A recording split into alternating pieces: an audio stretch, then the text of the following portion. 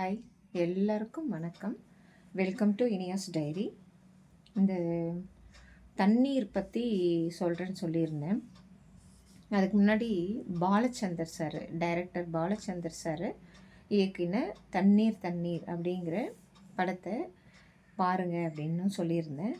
அது ஏன் அப்படின்னா, தண்ணீர் இந்த உலகத்துக்கு எவ்வளவு முக்கியமானது அப்படின்னு நம்ம தெரிஞ்சுக்கணும். எத்தனையோ கதைகள் படிச்சிருப்போம், எத்தனையோ விழிப்புணர்வுகளை கேட்டிருப்போம். தண்ணீரை பற்றி நம்ம எவ்ரிடே லைஃப்பில் நம்ம அந்த தண்ணீரோட முக்கியத்துவத்தை நம்ம அறிஞ்சிருப்போம் இல்லையா?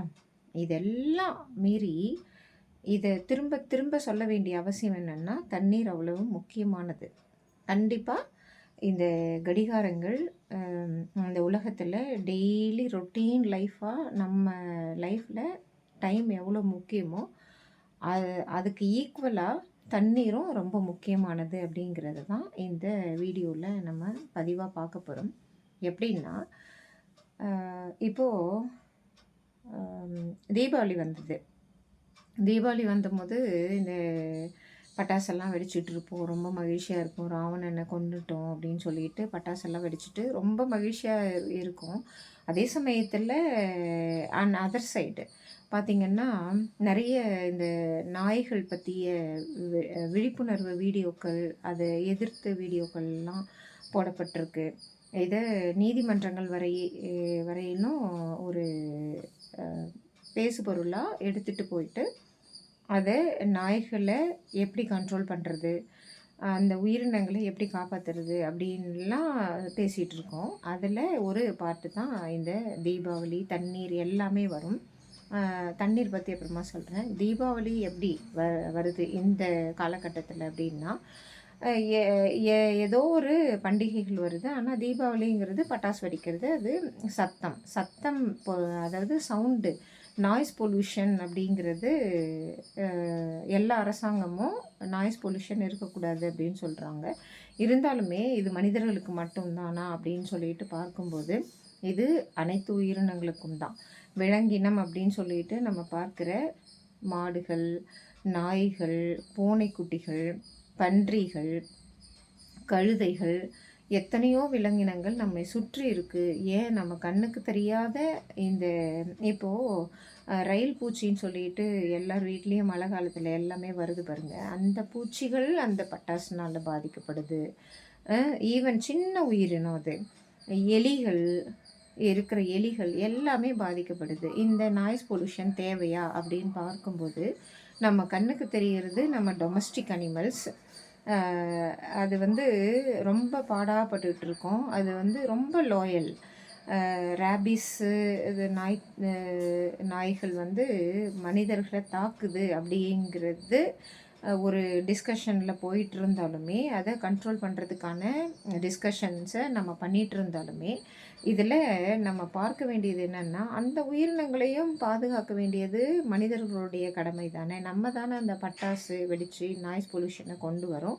அதனால் அந்த உயிரினங்கள் பாதிக்கப்படுதா அப்படிங்கிறதையும் நம்ம சிந்திக்க வேண்டிய கட்டாயத்தில் தான் இருக்கோம். ஏன்னா நம்மளும் மிருகங்கள் கிடையாது, நமக்கு 5 அறிவு கிடையாது, 6 அறிவு இருக்குது.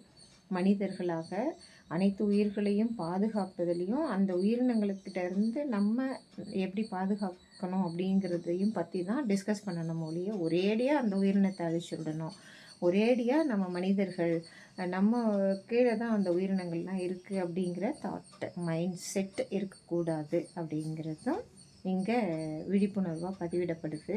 ஏன்னா இந்த பட்டாசு வெடிக்கும் போது எத்தனையோ நாய்கள் உங்கள் தெருவிலேருந்து காணாமல் போயிருக்கோம், நம்ம தெருவிலேருந்து காணாமல் போயிருக்கோம். அந்த நாய்கள் எல்லாம் திரும்ப வந்ததா அப்படின்னு சொல்லிட்டு பார்த்தோமா, ஒரு நாளாவது பார்த்தோமா? என்னுடைய எக்ஸ்பீரியன்ஸு, நான் இனியாஸ் டைரின்னு தான் என்னோடய யூடியூப் சேனலில் ஆரம்பிச்சிருக்கேன். என்னோடய எக்ஸ்பீரியன்ஸ் அந்தந்த நாளில் என்னென்ன நடக்குதோ அதை பற்றி பேசுகிறது தான் எனக்கு பிடிச்சிருக்கு. ஏன்னா நடந்து போனதை பற்றி வரலாறாக பேசலாம், இன்றைக்கி நடக்கிறதையும் பேசலாம், எதிர்காலத்தில் நடக்க போகிறதுக்கு உண்டான விழிப்புணர்வையும் இந்த நாள் தானே நமக்கு கொடுக்குது அப்படிங்கிறதுல நான் ரொம்ப கான்ஃபிடெண்ட்டாக இருக்கேன். அதனால் இந்த பதிவிடுறேன். இந்த பட்டாசு வெடிச்சதுனால எங்கள் தெருவில் ஜோன்ஸுன்னு சொல்லிட்டு பேர் வச்சுருந்தோம். அது ஒரு வீட்டில் வளர்ந்த நாய். அந்த நாயை வெளியே விட்டுட்டாங்க. அது எங்கள் தெருவில் தான் வளர்ந்துட்டுருக்கு. அது ஒரு எல்லா நாய்களுமே ஒரு 10, 15 நாய்கள் இருக்கும். எல்லா நாய்களுமே திரும்ப வந்துருச்சு. தீபாவளி முடிஞ்சு ஒரு 2 நாள், 1 நாளுக்குள்ளே எல்லாமே வந்துருச்சு. அது 4 நாள் ஆகியும் காணோம். ஆனால் நான் ஒரு வாட்ஸ்அப் பதிவு கூட போட்டிருந்தேன். அது இறந்து போயிருக்குமோ அப்படின்னு சொல்லிட்டு போகிற வழியிலலாம் தேடிட்டு இருக்கோம். எங்கேயுமே காணலை. ஆனால் நேற்று அது எங்கள் தெருவுக்கு வந்திருந்தது. ரொம்ப சந்தோஷம். அந்த உயிரினம் திரும்ப, அதாவது இறந்துருச்சு, பயத்தில் இறந்துருச்சா என்னன்னு தெரியல அப்படின்னு சொல்லிட்டு எத்தனையோ எண்ணங்கள் அந்த டேவில். டைரி இதுதான். அந்த நாய் வந்து திரும்ப நம்ம கண்ணில் தெரியும் போது அதை போல் சந்தோஷம் எதுவுமே இல்லை அப்படின்னு தோணுச்சு அந்த நிமிடம். அந்த நாயை நான் கூப்பிட்றேன். ஆர்டினரியாக நான் கூப்பிடுற மாதிரி தான் கூப்பிடுறேன். எப்படின்னா ஜோன்ஸ் அப்படின்னு சொல்லிட்டு கூப்பிட்றேன். வாலாட்டம். அது அந்த வீட்டில் வளர்ந்த நாயின்னு சொன்னேன் இல்லைங்களா, அந்த வாலை வந்து அப்படியே சுருட்டி வச்சுருப்பாங்க. அழகாக வாலாட்டுவான். ரொம்ப வயசான நாய் அது. வாலாட்டவே இல்லை. என்னன்னு தெரியலையே அப்படின்னு சொல்லிட்டு நான் யோசனை பண்ணிக்கிட்டே இருக்கேன். திரும்ப கொஞ்சம் சவுண்டாக ஜோன்ஸ் அப்படின்னு கூப்பிட்றேன். ஜோன்ஸுன்னு கூப்பிட்டுட்டே இருக்கேன். தெரியல. ஆனால் யாரோ நிற்கிறாங்கன்னு மட்டும் இப்படின்ட்டு பார்க்குறான். என்னன்னே தெரியல. அப்புறம் நானே ஒரு அசம்ஷனுக்கு வந்தேன். அந்த வெடிகுண்டுகள், நாம் வெடிக்கிற வெடிகுண்டுகள், மேலே போகிற ராக்கெட் பட்டாசுகள், சரவெடிகள், இதெல்லாம் வெடித்து அவனுக்கு காது கேட்கல, கண்ணும் தெரியலை. வயசாயிடுச்சு இல்லையா, நமக்கே வயசானா காதுகள் மந்தமாகிறது, எலும்புகள் தேய்மானம் அடையிறது, கண் பார்வை கெடுறது, இந்த மாதிரி எல்லாம் இருக்கும்போது அந்த உயிரினங்கள் எங்கே போய் சொல்லும்? வாயும் இல்லை. நம்ம தான் அதுக்காக பேசி ஆகணும். ஜோன்ஸுங்கிற நாய் இந்த தீபாவளிக்காக தன் கண்ணையும் காதையும் எழுந்திருக்கு. இது வந்து கொஞ்சம் வருத்தத்தோடு தான் சொல்கிறேன், தலை குனிஞ்சி சொல்கிறேன். மனிதர்கள் இந்த நாய்ஸ் பொல்யூஷன்னால் பாதிக்கப்படுறதை விட நம்மளோட சேர்ந்த உயிரினங்கள் எத்தனையோ பாதிப்பு ஏற்பட்டிருக்கும். எத்தனையோ உயிரினங்களை சொன்னேன் இல்லைங்களா, பன்றிகள், கழுதைகள், மாடுகள், பசுமாடுகள், எருமை மாடுகள், அந்த ரயில் பூச்சி இப்போல்லாம் நிறைய வருது, அது, பூரான், தேள், எலிகள், பாம்புகள், இந்த மாதிரி எத்தனையோ உயிரினங்கள் நம்ம வெடிக்கிற பட்டாசுனால, அந்த நாய்ஸ் பொல்யூஷன்னால் பாதிக்கப்படுது. அப்படிங்கிறது தான் இந்த பதிவில் நான் சொல்ல வர மிக முக்கியமான பதிவு. சரி, ஓகே, பட்டாசை வெடிக்கக்கூடாதா அப்படின்னு சொல்லிட்டோம். ஒரு டிபேட் எழும். கொஞ்சம் இதை எப்படி நம்ம மேனேஜ் பண்ணுறது அப்படின்னு சொல்லிட்டு யோசிக்கணும். அவ்வளோதான். இந்த கோரிக்கை வந்து கொஞ்சம் இந்த பட்டாசு வெடிக்கிறத எப்படி மேனேஜ் பண்ணுறது, மற்ற உயிரினங்களுக்கு எந்த தொந்தரவும் இல்லாமல் எப்படி கொண்டு போகலாம் அப்படிங்கிறதுக்கான ஒரு ஸ்டார்டிங் பாயிண்ட்டாக தான் இதை முன்வைக்கிறேன். அதே மாதிரி இத்தனையும் பண்ணுறோம். ஒரு உணவு வைக்கிறோமா, அட்லீஸ்ட் அந்த நாய்கள் உணவை தேடி அலைஞ்சி இந்த கறிக்கடையிலெல்லாம் பார்க்குறேன். அந்த ரோட்டில் போகும்போது அந்த கறிக்கடைக்காரரு ஒரு சின்ன துண்டு எடுத்து போட மாட்டாரா அப்படின்னு சொல்லிட்டு ஒரு 10, 15 நாய் நிற்குது. அங்கே தண்ணி இருக்கா? இவ்வளோ மழை தூருது இல்லைங்களா, அது மழை தூரும் போது அதுக்கு ஒரு இருப்பிடம் கிடையாது. இப்போ எல்லாமே ஃபுல்லாக கேட் ஆகிடுச்சின்னு சொன்னேன். அந்த காலத்தில் திண்ணைகள் இருந்தது, அதில் படுத்துக்கும் ஒரு ஓரத்தில். அதனால் எந்த பாதிப்பும் இருக்காது வீட்டில் இருக்கிறவங்களுக்கும் சரி, அந்த நாய்களுக்கும் சரி. ஆனால் இப்போ கேட்டு சிஸ்டம் வந்துடுச்சு. அது கூட நிறைய வீடியோஸ் வருது. அந்த கதவை தட்டி தட்டி கூப்பிடுறது, அந்த கேட்டை தாண்டி போகலாமா அப்படின்னு சொல்லிட்டு நேற்று ஆதம்பாக்கத்துலேருந்து ஒரு வீடியோ போட்டிருந்தாங்க. கேட்டை தாண்டி போகலாமான்னு சொல்லிட்டு ஒரு நாய்க்குட்டி எதிர்பார்க்குது. அந்த கேட்டை திறந்து உள்ளே போகிறதுக்கு முடியல. அந்த பட்டாசு வெடிச்சதுனால வேறு ஏதோ தெருவுக்கு போயிட்டு திரும்ப அந்த வீடை கண்டுபிடிச்சி வந்து அந்த கேட்டை திறக்க முடியாமல் அவர் ஓனர் வர்ற வரைக்கும் அது பட்ட கஷ்டம். இதெல்லாம் பார்க்கும்போது இத்தனை மழைகள் வருது, தண்ணீர் பெருக்கெடுத்து ஓடுது. அந்த நாய்க்குட்டிகளுக்கு நம்ம சின்னதாக ஒரு பவுலில் தண்ணீர் வச்சு அதை காப்பாற்றுறோமா? தண்ணீர் வைக்கும்போது அதனுடைய தலையை தடவி கொடுத்து ஒரு அன்பால் அதை அரவணைக்கிறோமா அப்படின்னா இல்லை. அது கொஞ்சம் கொஞ்சமாக டென்ஷன் ஆகி நோய்வாய்ப்படும். பல நாய்கள், ஒரு சில நாய்கள் தான் அந்த நோய் வேறு மாதிரி டென்ஷன் ஆகி மனிதர்களை கடிக்கிற அளவுக்கான ஒரு நெருக்குதலுக்கு ஆளாக்கப்படுது. எல்லா உயிரினங்களையும் நான் சொல்கிறேன், நாய்கள் மட்டும் இல்லை. நாய்கள் இப்போது ரீசண்டாக நிறைய டிபேட்ஸில் வர்றதுனால நான் இதை சொல்லிகிட்ருக்கேன். இத்தனை புக்ஸ் படிக்கிறோம், இந்த அறிவுகள் நமக்கு வளரணும். இது புக்ஸ் படித்தா மட்டும் வளராது. எவ்ரிடே லைஃப்பில், அதாவது இந்த டைரி எவ்ரிடே லைஃப்பில் நம்ம என்னென்ன பார்த்துட்ருக்கோமோ அதெல்லாம் கரெக்டாக கொண்டு போகணும் அப்படிங்கிறது தான் நான் கேட்குறது. ஒரு சின்ன பவுலில், இல்லைன்னா நம்ம வீட்டு பக்கத்தில் நம்ம வீடு கட்டுறோம் இல்லைங்களா, அதில் ஒரு செங்கல் வச்சு, ஒரு 2 அடுக்கு செங்கல் வச்சு சிமெண்ட் பூசி விட்டு அதில் தண்ணியை ஊற்றி விட்டிங்கன்னா ஒவ்வொரு வீட்லேயும் ஏதோ ஒரு காக்கை, குருவிகள், ஏதோ இப்போ நான் சொன்ன விலங்கினங்கள் எல்லாமே குடிக்கிறதுக்கு, அதனுடைய தாகத்தை தீர்க்கிறதுக்கு உண்டான வழிமுறைகளை நம்ம பண்ணணும் அப்படிங்கிற அந்த தாட்டையும் நான் இங்கே சொல்லிக்க விரும்புகிறேன். இதெல்லாம் சின்ன சின்ன விஷயங்கள் தான். நம்ம வாழ்கிற போது நம்ம கூட வாழ்கிற உயிரினங்களுடைய தேவைகளையும் அறிஞ்சு நம்ம செய்யணும் அப்படிங்கிறது தான் நான் கேட்டுக்கிறேன். ஓகே. இந்த தண்ணீரில் இன்னொரு பிரச்சனையும் இருக்குது. இது டொமஸ்டிக் அனிமல்ஸு. காட்டில் ஒரு புலி ஒரு பாறை மேலே நின்றுட்டுருக்கு.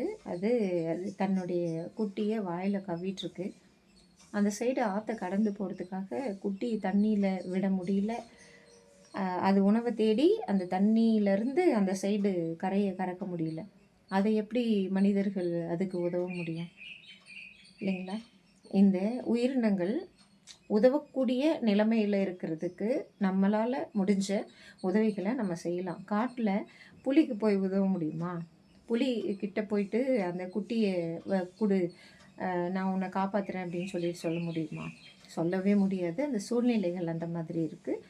அந்த காட்டில் அந்த தண்ணி எவ்வளோ அந்த ஆறில் தேங்கிறது, நம்ம ஒன்றுமே பண்ண முடியாது. அந்த புலியும் ஒன்றுமே பண்ண முடியாது. இதை தான் நான் சொல்ல வரேன். அதாவது நம்மளால் முடிஞ்சதை நம்ம செய்யலாம். ஆனால் அந்த காட்டில் உள்ள ஒரு புலிக்கிட்ட போயிட்டு அந்த குட்டியை பாதுகாக்கிற செயல் நம்மளால் இயலாத காரியம். அது அதனுடைய வாழ்க்கையை, அதனுடைய செயல்பாடை அதுதான் பார்த்துக்க முடியும். அதை விடுத்து நம்ம இது செய்யணுமா, அதை செய்யணுமா, பட்டாசு வெடிக்கிறது கூடாதா, நாய்ஸ் பொல்யூஷன் பற்றி பேசுகிறீங்களே, அப்படியெல்லாம் இல்லை. பேசிக் ஒரு மனிதாபிமானம் தான். ஆனால் அந்த புலி கிட்ட போயிட்டு காப்பாற்ற முடியாது. அது கஷ்டப்பட்டுருக்கு. அதுக்கும் ஒரு தாய்மை உணர்வு இருக்குது. அதனுடைய குழந்தைய காப்பாற்றணுங்கிற அந்த மன நெருடலில் தான் அந்த வீடியோ பதிவாக்கப்பட்டிருக்கு. இதுவும் ஒரு மனிதத்தன்மையான செயல் தானே. இந்த மாதிரியும் காட்டு விலங்குகள் இருக்கின்றன, வாழ்கின்றன அப்படின்னு பார்க்குறோம். டொமஸ்டிக் அனிமல்ஸ், நம்ம கூட வாழ்கிற உயிரினங்கள், பறவை இனங்கள், பூச்சி இனங்கள், ஊர்வன, பரப்பன எல்லாமே இந்த மாதிரி தான் வாழ்ந்துக்கிட்டு இருக்குது. அப்படின்னும் போது இந்த தண்ணீர் மிகவும் முக்கியத்துவம் வாய்ந்ததாக பார்க்கப்படுது இல்லையா? அந்த தண்ணீர் இல்லைன்னா நம்ம கொஞ்ச நேரம் உயிர் வாழ முடியாது. அப்படிங்கிறதுக்கு மிகச்சிறந்த உதாரணமாக இப்போ ரீசெண்டாக என்னென்னவோ நடந்துருச்சு. தண்ணி இல்லாத எத்தனையோ பேர் இறந்துட்டாங்க. அதுவும் மனசுக்கு நெருடலான ஒரு விழிப்புணர்வாக தான் நம்ம எடுத்துக்கணும். ஒரு இழப்புன்னாலும் விழிப்புணர்வை தான் எடுத்துக்கணும். ஒரு செயல் நடக்குது அப்படின்னு சொல்லிட்டு நம்ம பார்த்தோம்னா, அங்கே தண்ணி இல்லாத இத்தனை பேர் இறந்துட்டாங்களா அப்படின்னு நினைக்கும் போது அடுத்தது நம்ம என்ன செய்யணும், அந்த மாதிரி ஒரு இடங்களில், அந்த செயல்பாடுகளில் நம்ம என்ன செய்யணும் அப்படிங்கிறத பற்றி தான் யோசிக்கணும். தண்ணீர் பாட்டிலை இப்போது எல்லாருமே வச்சு பாதுகாப்போட அந்த செயல்பாடுகளை செய்வாங்க. அப்படிங்கிறதும் ஒரு படிப்பினை தான் நமக்கு. ஒரு எவ்ரிடே லைஃப்பில் நான் சொல்ல வரேன். இது தண்ணீரில் இத்தனையும் இருக்குது. ஒரு நாய்களுக்கு பவுலில் வைக்கிறது, அனைத்து உயிரினங்களுக்கும் அந்த வீட்டை சுற்றி ஏதோ ஒரு தொட்டி மாதிரி கட்டி கொஞ்சமாக தண்ணி வச்சா அதில் குருவி இனங்கள் இப்போ இல்லவே இல்லை. எத்தனையோ இந்த செல்ஃபோன் டவர்ஸை நம்ம பெருசாக மாட மாளிகை மாதிரி கட்டிக்கிட்டு இருக்கோம். ஒரு சின்ன 2 அடுக்கு செங்கல் வச்சா அந்த குருவி இனங்களும் திரும்ப ஒரு பெருக்கமடைந்து குருவி நம்ம கூட வாழும், இந்த சூழ்நிலையை பாதுகாக்கும் அப்படிங்கிற இதுவும் நம்ம இதில் தெரிஞ்சுக்கணும். அதனால் நம்ம வீட்டை சுற்றி எத்தனையோ பெரிய கேட்டெல்லாம் வைக்கிறோம். திண்ணைகள் வைங்க. அந்த திண்ணைகளில் ஒரு 2 அடுக்கு செங்கல், அதில் சிமெண்ட் பூசி அதில் தண்ணி கொஞ்சம் ஊற்றி வைங்க. நல்ல தண்ணியை குடிக்கட்டும். ஏன்னா இந்த கால்வாய்கள் இப்போல்லாம் மூடி வைக்கப்பட்டுள்ளது. முதல்லலாம் கால்வாய் அப்படிங்கிறதுல பன்றிகள் உருளும். அந்த பூச்சி இனங்களை சாப்பிட்றதுக்கு, அதில் இருக்கிற புழு பூச்சிகள்லாம் சாப்பிட்றதுக்கு பறவை இனங்கள் வரும். அதெல்லாம் இல்லாமல் போயிடுச்சு. எல்லாமே டெக்னிக்கலாக பண்ணிகிட்டு தொழில் புரட்சின்னு சொல்லிட்டு உயிரினங்களை நம்ம இழந்துக்கிட்டு வரோம். அதை மீட்டெடுக்கணும் அப்படிங்கிறதுக்கான எவ்ரிடே லைஃப்பில் நான் பார்த்த ஒரு நிகழ்ச்சிகள், இது சில நிகழ்ச்சிகள். அந்த நிகழ்ச்சிகளை உதாரணமாக வச்சுக்கிட்டு தான் நான் சொல்கிறேன். புழு பூச்சி, ஊர்வன, பரப்பன, விலங்கினங்கள் எல்லாத்தையுமே நம்ம பாதுகாக்க வேண்டிய கட்டாயத்தில் இருக்கும். ஏன்னா சூழ்நிலைகள் அவ்வளோ மோசமாக போயிட்டுருக்கு. ஈவன் அந்த புலி சொன்னேன் இல்லையா, அந்த மாதிரி யானைகள் ஒரு கூட்டமாக வரும்போது நிறைய டீஃபாரஸ்டேஷன் பண்ணிகிட்ருக்காங்க, காடுகளை ஆக்கிரமிச்சிட்ருக்காங்க. அதில் வழி தவறி எத்தனையோ யானைகள் இப்போ 25 வயசில் கோயம்புத்தூரில் இறந்துருச்சு. மின்சாரம் தாக்கி மின்சார வேலி போட்டிருக்காங்க. மின்சார வேலியே போடக்கூடாதுன்னு சொல்கிறாங்க, அதை போட்டிருக்காங்க.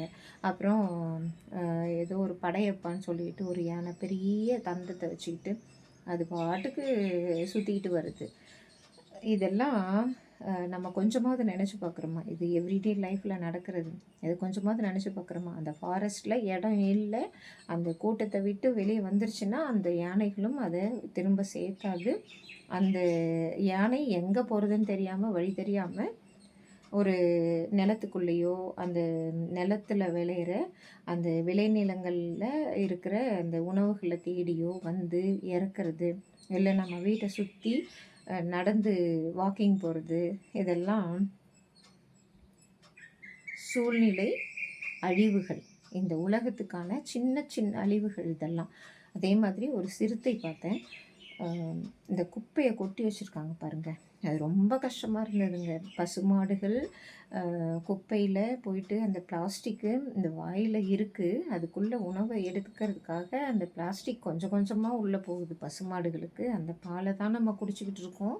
அந்த பசுமாடுகளை அவ்வளோ தெய்வமாக மதிக்கிற இந்த ஊரில், ஆனால் பசுமாடுகளை குப்பையில் இருக்கிற இதை சாப்பிட வச்சுட்ருக்கோம். எத்தனை பசுமாடுகள் நம்ம ரோட்டில் இருக்குது. இதெல்லாம் ஏன்? இதுக்கெல்லாம் என்ன காரணம்? ஒரு பராமரிப்பு இல்லை, மனிதத்தன்மை இல்லை, விலங்கினங்கள் மீது ஒரு அக்கறை இல்லை. இதுதான் அந்த லைஃப் ஸ்டைலே மாறிடுச்சு. எல்லாருமே நம்மெல்லாம் என்ன நினச்சிட்ருக்கோம், பெரிய தேவதூதர்கள், இல்லைன்னா ஹீரோஸு, இல்லைன்னா ஹீரோயின்ஸு, இப்படி தான் நினச்சிக்கிட்டு இருக்கோம். அப்படியெல்லாம் கிடையாது. நம்மளுடைய பழமையான அந்த ப்ராக்டிசஸ் எல்லாமே மறைஞ்சிருச்சு. அந்த பசுமாடுகளை பாதுகாக்கிறது எப்படின்னா, ஃபஸ்ட்டு அவங்க சுற்றி இருக்கிற அந்த சாணிகள்லாம் எடுத்துட்டு க்ளீன் பண்ணிவிட்டு அந்த பசுமாடை குளிப்பாட்டிட்டு ஒரு பொட்டு வச்சுட்டு தான் பாலையே கறப்பாங்க. இப்போ அந்த மாதிரியா நடக்குது? ஒன்றுமே நடக்கலை. அதனால தான் ரோட் சைடு பசுமாடுகள் தெரிஞ்சிகிட்ருக்கு. நாய்களை ஒரு கண்ட்ரோலிங்க்கு கொண்டு வர முடியலை, அதுவும் ஒரு லேகிங். அடுத்தது கழுதைகளே இல்லைன்னாரு கமல்ஹாசன் சார். நிஜமாக கழுதைகள் இல்லை இன்றைக்கி. அந்த கழுதைகள்லாம் எங்கே போச்சு? வண்ணார்கள் இல்லை.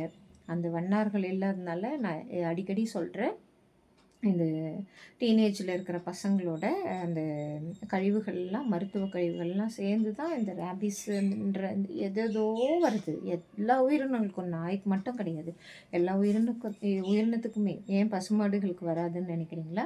அது சாப்பிட்டுட்டு அந்த கொடுக்குற பாலை வந்து குடித்து நமக்கு வராதுன்னு நினைக்கிறீங்களா? ரேபிஸ் மாதிரி ஒரு நோய் எல்லாமே வந்துட்டு தான் இருக்கும். இது எல்லாம் கண்ட்ரோல் பண்ணுறது நம்ம கையில் தான் இருக்குது. எவ்ரிடே லைஃப்பில் இதெல்லாம் கொஞ்சம் நினச்சி பாருங்கள். இந்த விலங்கினங்களை பாதுகாக்க முடியறதில்ல. அந்த விலங்கினங்கள் பாதுகாக்கிறது எப்படிங்கிற நம்ம முன்னோர்கள் கற்றுக் கொடுத்த அந்த ப்ராக்டிசஸை நம்ம எதுவுமே செய்கிறது கிடையாது. இதுதான் இங்கே இருக்கிற பிரச்சனை. அதே மாதிரி வீடு கட்டுறோன்னு சொல்லிட்டு தண்ணி இருக்கிற ஏரியா, எங்கள் ஏரியா, இது எங்கள் ஏரியா அப்படின்னு சொல்லிட்டு சொன்னீங்க. இது எந்த ஏரி அப்படின்னு சொல்லிட்டு சொல்லலை அப்படின்னு சொல்லிட்டு கூட சில மீம்ஸ் எல்லாம் வந்தது. ஏரியில் எதுக்கு தண்ணி போகிற வழித்தடத்தில் எதுக்கு வீடுகள் கட்டணும்? இல்லைன்னா பெரிய பெரிய மாளிகைகளை கட்டணும்? அதில் வியாபாரம் பண்ணிக்கிட்டு இந்த வாழ்க்கையை நம்ம என்ன வாழ போகிறோம்? இதை கொஞ்சம் யோசிக்கணும். இந்த பிளான் அப்ரூவல்ஸு, டிடிசிபி அப்ரூவல்ஸு, இந்த அப்ரூவல் கொடுக்கறதுலேயே எத்தனையோ இப்போது சதுப்பு நில பகுதிகளில் ஏதோ கட்டடம் கட்டி வைக்கப்பட்டிருக்கு அப்படின்னு சொல்லிட்டெல்லாம் இப்போ வருது. இதை வந்து தண்ணீர்னு சொல்லிட்டு கே பாலச்சந்தர் சார் அவர் எடுத்திருப்பார். அந்த படத்தை பாருங்கள். அதே மாதிரி வீடுங்கிற படத்துலேயும் அதே தண்ணீரை பற்றி தான் ஒரு கான்செப்ட் இருக்கும். அதாவது குடிநீர் வாரியத்துக்கு சொந்தமான ஒரு இடத்துல அப்ரூவல் கொடுத்துட்டு ஒரு தடவை வீடு கட்ட சொல்லுவாங்க. அந்த ஒரு ஹீரோவும் அந்த வீடை கட்டிட்டு எவ்வளோ கஷ்டப்படுவாங்கங்கிறது அந்த படத்தில் காட்டியிருப்பாங்க. அதே சமயத்தில் இளையராஜா சாரோட மியூசிக்கு, அந்த பெரியவர் ஒருத்தர் சொக்கலிங்க பாகவதர்னு அவர் பேர், அவரோட அந்த ஆக்ஷன், அது ஒரு வீடு கட்டுறதுன்னா சும்மா இல்லைங்க. அதாவது சின்ன சின்ன வீடு தான் கட்டணும். சும்மா இஷ்டத்துக்கும் பெரிய பெரிய மாளிகை வீடு கட்டிட்டு அமெரிக்காவில் இப்போது ட்ரம்ப் என்ன பண்ணிகிட்ருக்காரு, எல்லா நாட்டுக்குமே தடையை விதிச்சிட்ருக்காரு. இந்த மாதிரி தான் நம்ம நாட்டோட நிலைமையும் போகிறதுக்கான வாய்ப்புகள் இருக்குது. நமக்கு தேவையான உடன் வாங்காமல் சிக்கனமாக செலவு பண்ணுறதில்ல. இப்போ இந்தியர்கள் சிக்கனமாக செலவு பண்ணி சிக்கனமாக இருந்து நம்ம வருவாயை பெருக்கிக்கிட்டு அதுக்கப்புறம் வீடு கட்டுறதை பற்றி யோசித்து, இல்லை எதனா வேறு செலவுகளை யோசித்து நம்ம கூட வாழ்கிற விலங்கினங்களை, நம்ம உலகத்தில் இருக்கிற, நம்ம நாட்டில் இருக்கிற, நம்ம பகுதியில் இருக்கிற சூழ்நிலைகளை பாதுகாத்து வாழ்ந்தால் தான் நம்ம டே டு லைஃப்பில் மெடிக்கலாகவும் பாதுகாப்பாக இருக்க முடியும். அதே சமயத்தில் பொருளாதாரத்துலேயும் பாதுகாப்பாக இருக்க முடியுங்கிறது தான் நான் இங்கே சொல்கிறேன். தண்ணீரை அழிச்சிடாதீங்க. தண்ணீர் படம் பாருங்கள், வீடு படமும் பாருங்கள். தண்ணீரை பற்றி விழிப்புணர்வு இன்னமும் இருக்குது. இந்த புக்ஸ் எல்லாம் படிக்கிறது அப்படிங்கிறது அறிவை வளர்த்துக்கிறதுக்காக டே டு டே லைஃப்பில் நம்ம ஒவ்வொரு நிகழ்ச்சியும் பார்த்து அந்த எக்ஸாம்பிளை பார்த்து கற்றுக்கிறதுங்கிறது ரொம்ப அவசியமானது. அதுக்காக தான் பார்க்க சொல்கிறேன். சினி ஃபீல்டு நமக்கெல்லாம் ரொம்ப ஈஸியாக ரீச் ஆகிடும். அதனால் அந்த 2 படத்தையும் பாருங்கள். பார்த்துட்டு ஒரு 2 நாள் இல்லைன்னா 1 நாளைக்குள்ளே நான் இன்னொரு வீடியோ போடுறேன், அதையும் பாருங்கள். கொஞ்சம் என்னால் முடிஞ்சது இந்த டே டு டே லைஃப்பில் இந்த உலகத்தில் எது நல்லவைகளோ அதை எடுத்துக்கிட்டு நம்ம செஞ்சிட்ருக்கோம். இந்த மனித குலம் நன்றாக வாழட்டும். தேங்க்யூ.